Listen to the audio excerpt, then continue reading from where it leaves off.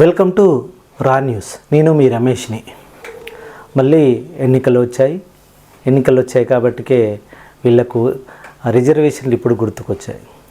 మళ్ళీ రిజర్వేషన్ల గొడవలో రాజకీయ పార్టీలు ఒకరినొకరు అనుకోవడం అనేది సర్వసాధారణమైపోయింది. వాళ్ళకు ఏదో ఒక టాపిక్ కావాలి, ప్రజలను తమ వైపు తిప్పుకోవాలని చెప్పేసి వారికి ఏది టాపిక్ అనిపిస్తే, ఏది కాంట్రవర్షియల్ అనిపిస్తే దాని గురించి మాట్లాడడం అనేది రాజకీయ నాయకులకు అలవాటైన పని. దాంట్లో భాగంగానే ఇప్పుడు వాళ్ళు రిజర్వేషన్ల గురించి మాట్లాడుతున్నారు.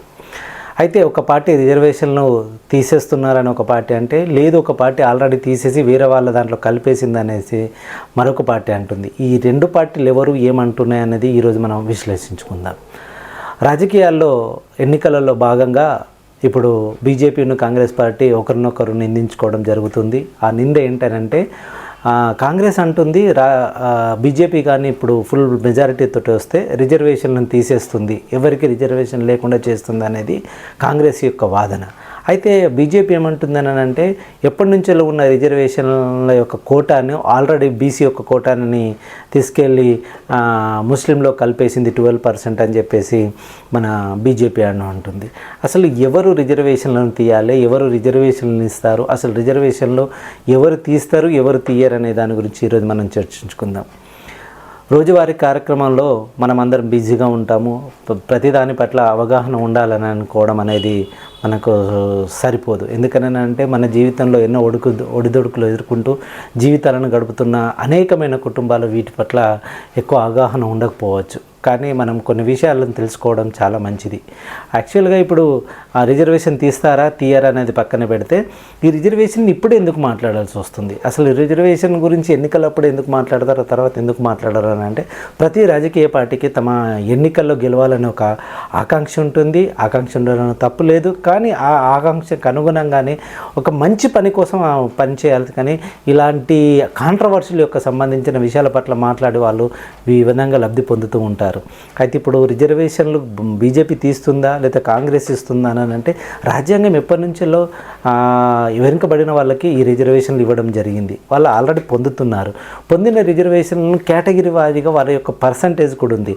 అయితే కొన్ని సందర్భాలలో వీటి పర్సంటేజ్ని వేరే వాళ్ళకి కలపడం, లేకపోతే వేరే దాంట్లో నుంచి మరొకరికి ఇవ్వడము ఇలా జరుగుతూ ఉంటుంది. అది చిన్న విషయం కాకపోయినా కానీ దీన్ని సమర్థవంతంగా రాజకీయ నాయకులు దాన్ని పరిష్కరించాలి తప్ప, దీన్ని కాంట్రవర్షియల్ చేసి ప్రజల మీదకి వదిలేసి మీ ఇష్టమే, మీరు ఇది కాదు అది కాదు అని దీన్ని ఇప్పుడే మాట్లాడుతూ ఉంటారు.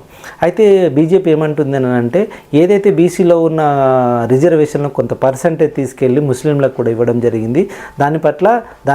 దానివల్ల బీసీలకు కూడా అన్యాయం జరుగుతుందనేది బీజేపీ యొక్క వాదన. అయితే కాంగ్రెస్ ఏమంటుంది, ఇప్పుడు కానీ బీజేపీ గెలిస్తే టోటల్గా ఉన్న ఎస్సీ ఎస్టీ ముస్లిం రిజర్వేషన్లు అన్నింటినీ ఈ యొక్క బీజేపీ పార్టీ రద్దు చేస్తుంది, ఎవరికి రిజర్వేషన్ లేకుండా చేస్తుంది, బ్రతకడం కష్టం అవుతుందని చెప్పేసి కాంగ్రెస్ అని అంటుంది.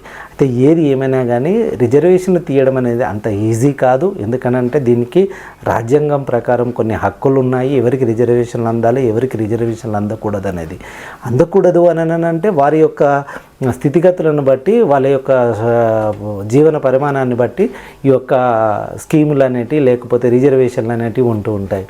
అందుకు గాను ఎస్సీ ఎస్టీలకు అలాగే వెనుకబడిన వాళ్ళకి ముస్లిమ్స్లకు కానీ కొంత పర్సంటేజ్ రిజర్వేషన్ ఇవ్వడం అనేది జరుగుతుంది రాజ్యాంగం. దానికి అనుగుణంగానే ఇప్పుడు అందరికీ రిజర్వేషన్ అనేది జరుగుతుంది. అయితే ఇప్పుడు బీజేపీ వస్తే తీసేస్తుంది అనేది మనం కాస్తంత దీని గురించి అవునా కాదా అనేది ఎలక్షన్ల తర్వాతనే తెలుస్తుంది. ఎందుకంటే తీయడం అనేది జరిగితే దేశంలో పెద్ద అలజడి సృష్టించే అవకాశం ఉంది. ఎందుకనంటే ఏదైతే భారతదేశం ఉందో దాంట్లో ఈ దేశంలో మనకి ఎక్కువ వెనుకబడిన తరగతుల వాళ్ళే ఉన్నారు. వాళ్ళు ఈ యొక్క స్కీముల వలన, ఈ యొక్క రిజర్వేషన్ వల్లనే కాస్తంత అభివృద్ధి చెందుతారనే ఒక నానుడి ఉంది. కాబట్టికే ఈ రిజర్వేషన్ తీయడం అంత ఈజీ కాదనేది మనం చెప్పొచ్చు. అయితే కాంగ్రెస్ బీజేపీలు ఎంత ఒకరికొకరు అనుకున్నా కానీ ఇది ఆచరణ సాధ్యం అవుతుందా లేదా అనేది మనం ఎన్నికల తర్వాత దీని గురించి మాట్లాడుకుంటే బాగుంటుందేమో అని. Thank you very much. మీరందరూ రా న్యూస్ చూస్తున్నందుకు. చూడడమే కాదు, దీన్ని సబ్స్క్రైబ్ చేయండి, షేర్ చేయండి, లైక్ చేయండి.